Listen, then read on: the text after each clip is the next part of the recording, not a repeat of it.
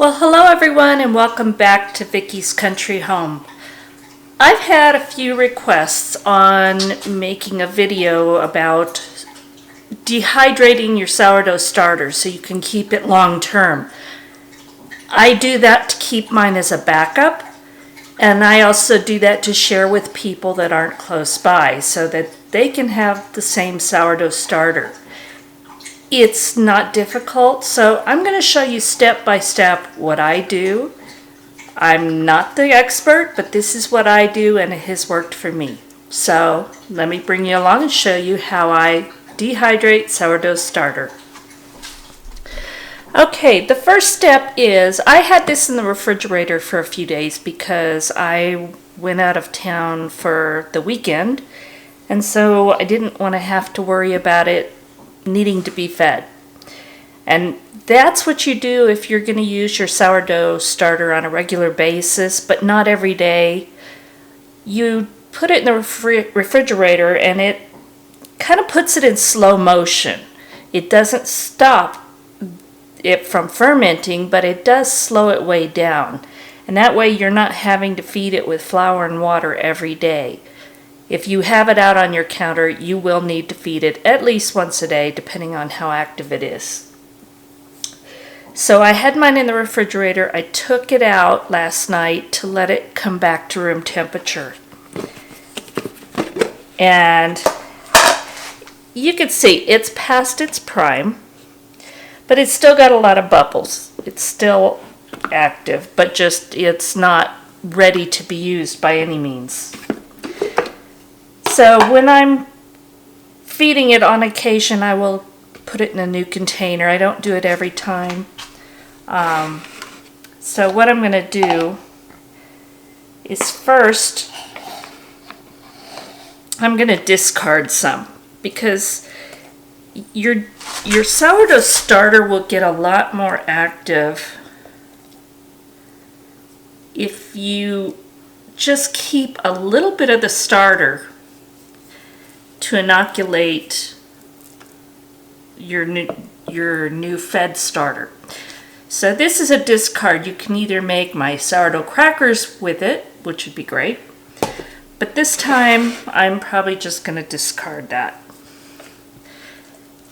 And I don't go by any certain amounts, but I probably took out at least half of this.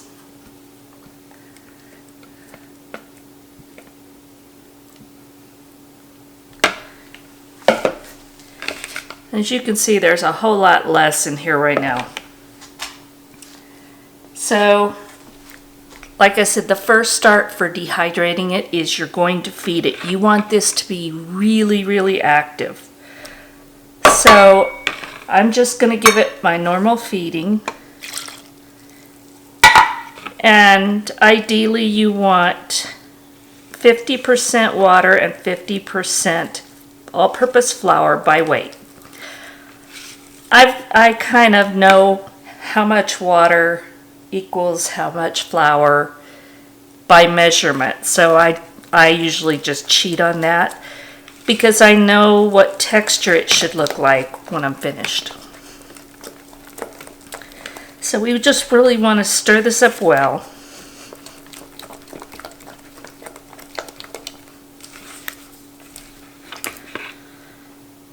So that's about how it is right now. After a few hours, this is going to grow and bubble, and this is going to relax a lot. So you see it's really clumpy right now. That's going to change. So now what I'm going to do is cover this up and just let it sit at room temperature for several hours or until it's really active. So I'll bring you back then. Okay, I fed my starter this morning and now it's about tripled in bulk and it's really bubbly. That's what we want to see. So now I have a baking sheet here that I've lined with parchment paper. And what I'm going to do is I'm just going to scoop some out. And if you remember what this looked like this morning, It's really stringy now, and that's what we want to see.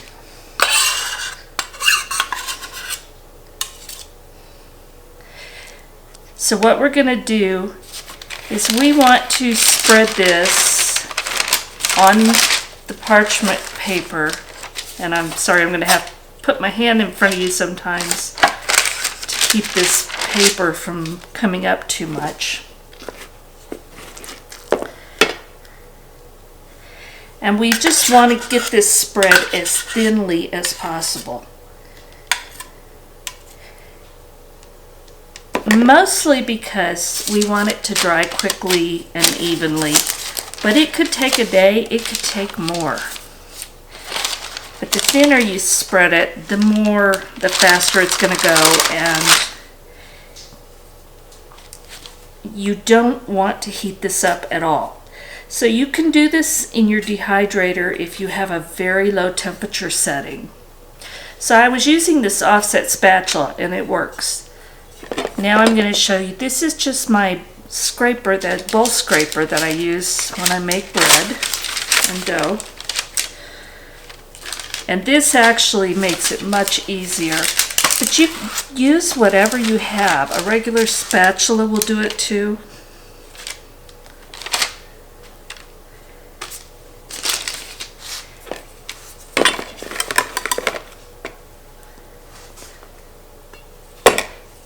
And we're just gonna cover as much of the sheet as you want. It really, there's no rules. From what I read, the pioneers would do this when they were transporting across the country.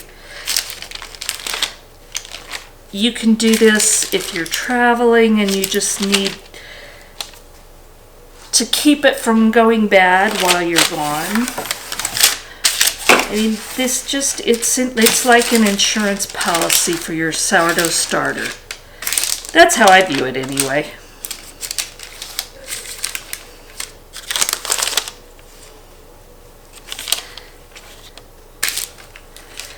So that's all there is to it. So now what I'm going to do is just finish getting this spread thinly. And then I'm probably just going to set this in my oven overnight, no heat. I don't even think I'm going to turn the light on in the oven, although as long as it doesn't reach too high a temperature, you can do that, because you don't want to kill the yeast. But I'll put it in there because it's kind of a protected place, and with the door cracked, it'll get air and give it a nice place to just dry out. So if you can see that, that's all there is to it.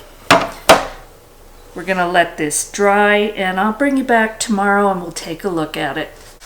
Alright, here's my sourdough starter. This actually I left almost 2 days because it's been more humid than normal here, which isn't as humid as a lot of places, but for us it is.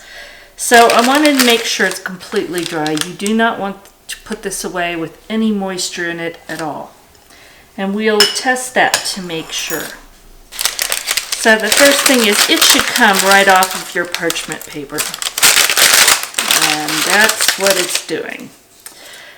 When you break it, it should be nice and crisp. Even the thickest parts shouldn't feel any tackiness at all. So if it's doing that and it's all nice and crisp, then your starter is fully dehydrated. So now what we want to do, you want to put this in a mason jar with a good seal, or this is a Weck canning jar. It has a nice gasket and glass lid. But anything to keep it sealed and really dry, because you don't want this to get any moisture in it. So you're just going to take your starter, I'll just put that there, and you're going to break it into small pieces. And I'm not real careful about it. You could pulverize it with your food processor or spice grinder, whatever you want to do. You don't have to. break it in small pieces. And then we're going to store it. And you want to store this at room temperature. You don't want real hot and you don't want refrigerator cold. You want it just normal room temperature. Dark is best. I don't worry too much about it. So once you get all of this broken up and in your jar, you're going to put this away for as long as you want. This is your little insurance policy for your sourdough starter. And if the time comes when you need to either share it with someone, which very lightweight, you can actually put this in an envelope, a plastic bag in an envelope, and mail it. Very nice to share.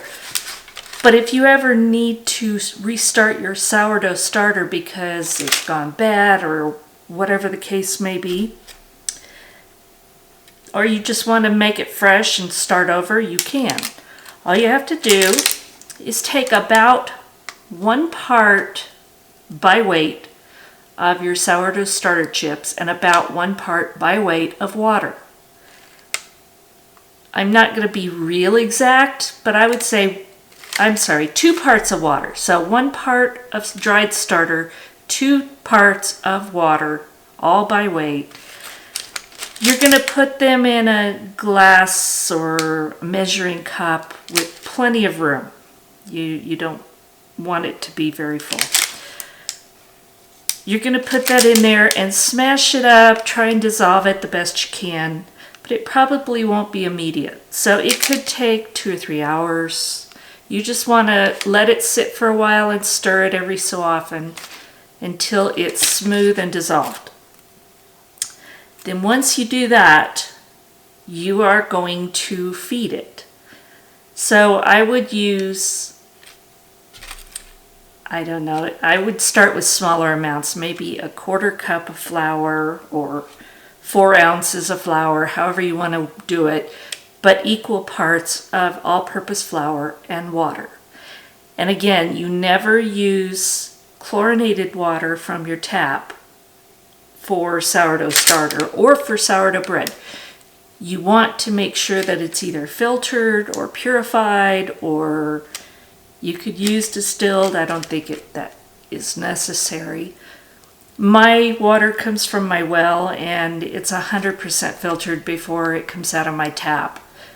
But whatever you do not want chlorinated water. So feed it with equal parts of flour and purified water and stir it in well. And you're going to let that sit until it starts to rise, and just before and when it's starting to fall again is when I would feed it again.